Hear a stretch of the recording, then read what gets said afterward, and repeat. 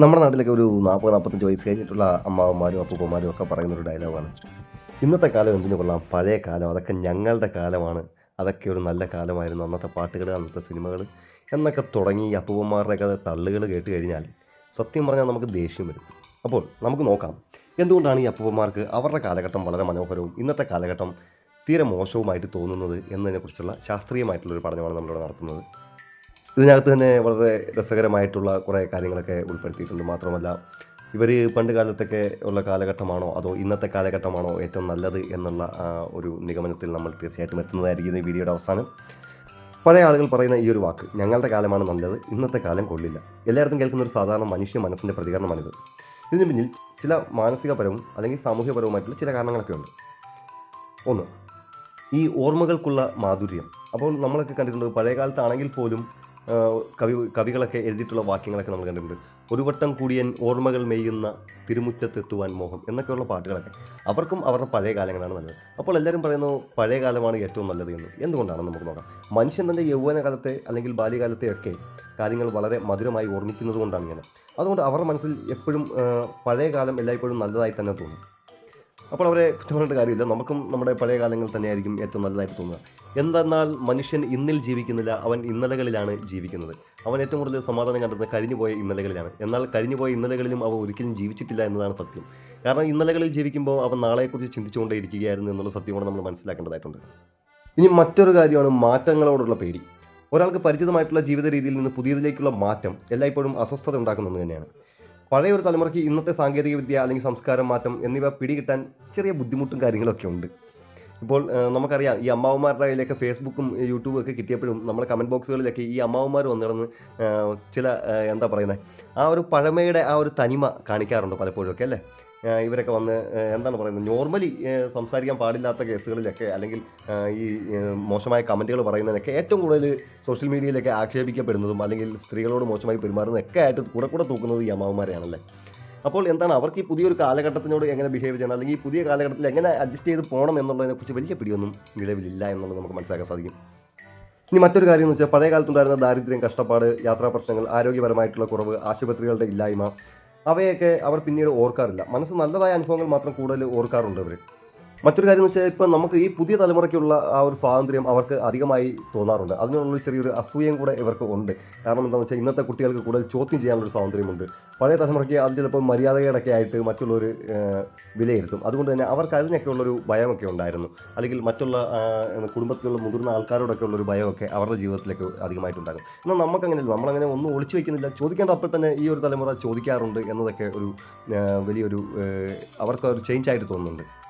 ഇനി മറ്റൊന്നാണ്, കാലം മാറുമ്പോഴുള്ള മനുഷ്യൻ്റെ കാഴ്ചപ്പാട് മാറുന്നത്. ഓരോ തലമുറയുടെയും മൂല്യങ്ങൾ, ജീവിത രീതികൾ, സംസ്കാരം എല്ലാം മാറ്റമാണ്. ആ വ്യത്യാസം കാണുമ്പോൾ അവർക്ക് തങ്ങളുടെ കാലമാണ് മെച്ചമെന്ന് അവർക്ക് തന്നെ തോന്നി തുടങ്ങാറുണ്ട് പലപ്പോഴും. അപ്പോൾ സത്യം എന്താണെന്ന് നോക്കുകയാണെന്നുണ്ടെങ്കിൽ ഇന്നത്തെ കാലം ചില കാര്യങ്ങൾ വളരെ നല്ലതാണ്. കാരണം നമുക്കിപ്പോൾ ചികിത്സകൾ എവിടെയായാലും ഒരുപാട് ആശുപത്രികളും ചികിത്സാ സൗകര്യങ്ങളും എല്ലാം ഉണ്ട്. യാത്രകൾക്കാണെങ്കിൽ പോലും എല്ലാ വീടുകളിലും വാഹനങ്ങൾ, സ്വന്തമായി തന്നെ വാഹനങ്ങളുള്ള, ഒരു വാഹനം പോലും സ്വന്തമായിട്ടില്ലാത്ത വീടുകൾ വളരെ കുറവാണെന്ന് തന്നെ പറയാം. അതുപോലെ തന്നെ വിദ്യാഭ്യാസം നോക്കുകയാണെങ്കിൽ നമ്മുടെ നാട്ടിലൊക്കെ പണ്ടത്തെ അപേക്ഷിച്ച് നോക്കുകയാണെങ്കിൽ, പണ്ടൊക്കെ അവരൊക്കെ പറയുന്ന ചരിത്രങ്ങളൊക്കെ കേട്ടിട്ട് അവർ 4ാം ക്ലാസ് 3ാം ക്ലാസ് വരെ പോയിട്ടുള്ളൂ എന്നൊക്കെ അവർ അനുഭവ കഥകളൊക്കെ കേൾക്കുമ്പോഴും, അല്ലെങ്കിൽ അവർ ഒറ്റ നിക്കറൊക്കെ ഇട്ടുകൊണ്ട് അവർ 4ാം ക്ലാസ് വരെ പഠിച്ച കഥകളൊക്കെ ഞാൻ ഒരുപാട് കേട്ടിട്ടുണ്ട്. എന്നെ പഠിപ്പിച്ചിട്ടുള്ള അധ്യാപകർ പോലും പറയുന്ന അതുപോലുള്ള കഥകളൊക്കെ ഞാൻ ഒരുപാട് കേട്ടിട്ടുണ്ട്.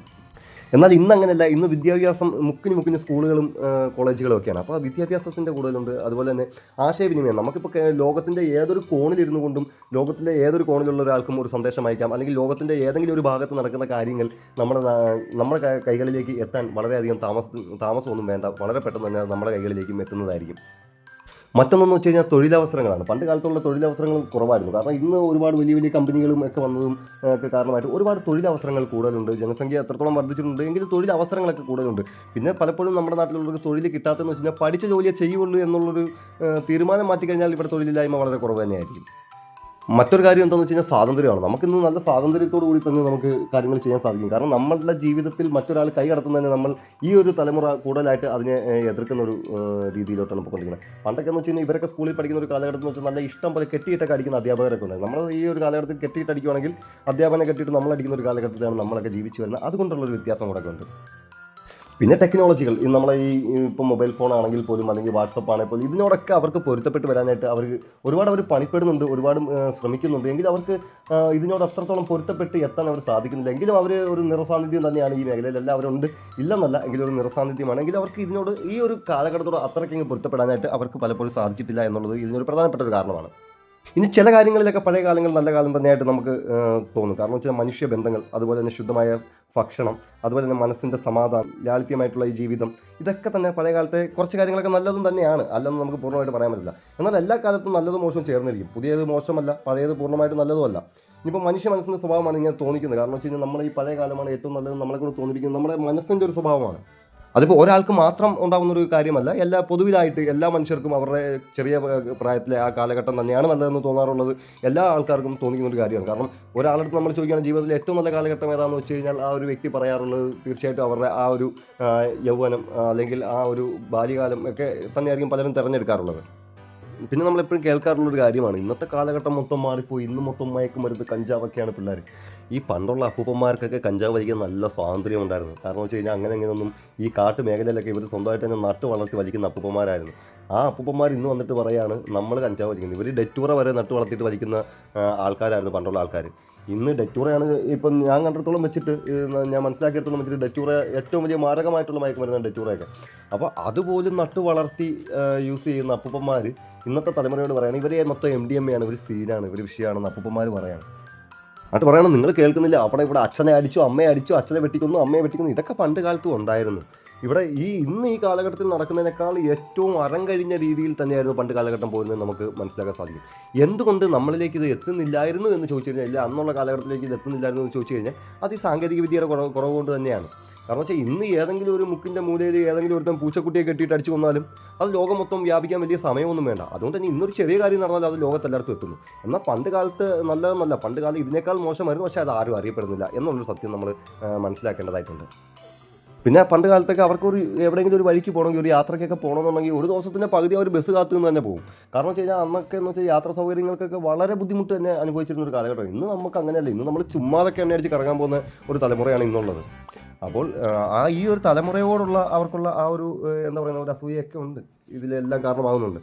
പിന്നെ പണ്ട് കാലത്തെ പിള്ളേർ വയലിലൊക്കെ ഓടിക്കളിച്ചതും അതൊക്കെ ഒരു നല്ല രസകരമായിട്ടുള്ള കാര്യങ്ങളൊക്കെ തന്നെയാണ് കേട്ടോ. കാരണം വയലിൽ ഓടിക്കളിക്കുന്നതും അല്ലെങ്കിൽ നമ്മളിപ്പോൾ ഫ്രീ ഫയർ കളിക്കുന്നതെന്ന് വെച്ചാൽ 10 വീട്ടിലുള്ള അപ്പുറത്തും വീട്ടിലുള്ള ആൾക്കാരൊക്കെ ഒരുമിച്ച് കൂട്ടി കളിക്കുന്നെങ്കിലും അത് ഓൺലൈൻ വഴിയായി എന്നൊക്കെ പറയുമ്പോൾ, നമ്മൾ ഇന്നത്തെ കാലത്തെ ഗെയിമുകളൊക്കെ എന്ന് പറയുമ്പോൾ ഓൺലൈൻ വഴി 10 പേരെ കണക്ട് ചെയ്യുക, നമുക്ക് പോലും പരിചയമില്ലാത്ത ആൾക്കാരുമായിട്ട് നമ്മൾ ഓൺലൈൻ വഴി ഗെയിമുകളൊക്കെ കളിക്കുന്നത്. എങ്കിലും ഇന്ന് ഫുട്ബോൾ കളിക്കുന്ന കുട്ടികളൊക്കെ ധാരാളം ഉണ്ട് കേട്ടോ, ഇത് തീരെ ഇല്ല എന്നല്ല.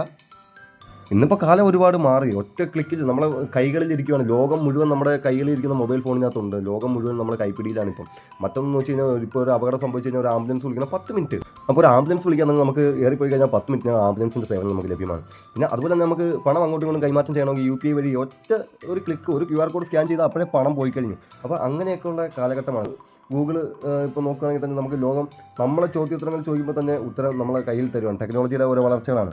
ഇപ്പോൾ ഗൂഗിളിനോടൊക്കെ നമ്മൾ വിക്കിപീഡിയയിലൊക്കെ കയറി നമ്മൾ ചോദിക്കുകയാണെങ്കിൽ നമുക്കറിയാത്ത ഏതൊരു കാര്യവും നമുക്ക് മനസ്സിലാക്കാൻ സാധിക്കുകയാണ് തീർച്ചയായിട്ടും.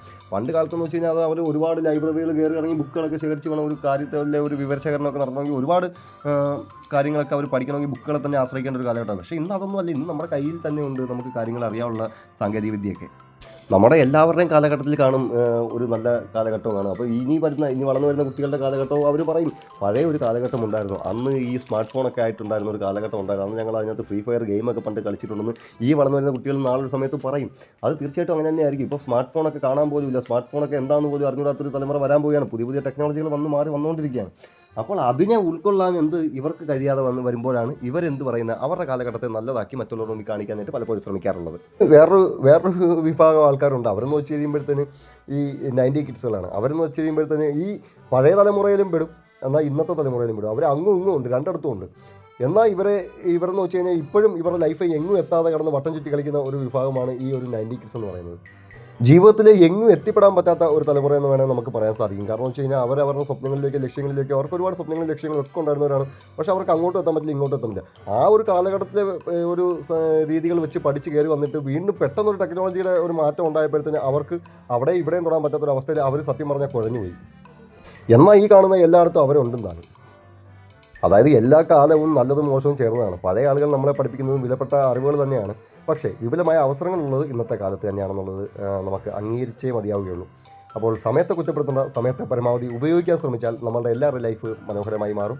അതുകൊണ്ട് സമയത്തെ കുറ്റപ്പെടുത്താതെ സമയത്തെ ഉപയോഗിക്കാൻ എല്ലാവരും ശ്രമിക്കുക എന്ന് മാത്രം പറഞ്ഞുകൊണ്ട് ഇന്നത്തെ വീഡിയോ ഇവിടെ അവസാനിക്കുകയാണ്. നിങ്ങളുടെ അഭിപ്രായങ്ങളും നിർദ്ദേശങ്ങളും ഒക്കെ കമൻറ്റായിട്ട് രേഖപ്പെടുത്തണം. ഇതുപോലുള്ള വീഡിയോകൾ തീർച്ചയായിട്ടും ചാനലിലുണ്ടാകും. നിങ്ങളുടെ സംശയങ്ങൾ തീർച്ചയായിട്ടും കമൻറ്റിലൂടെ രേഖപ്പെടുത്തുകയാണെങ്കിൽ അതൊരു പക്ഷേ ഒരു പുതിയ വീഡിയോയ്ക്കുള്ള കാരണമായി മാറുന്നതായിരിക്കും. വീഡിയോ കണ്ട എല്ലാവർക്കും നന്ദി.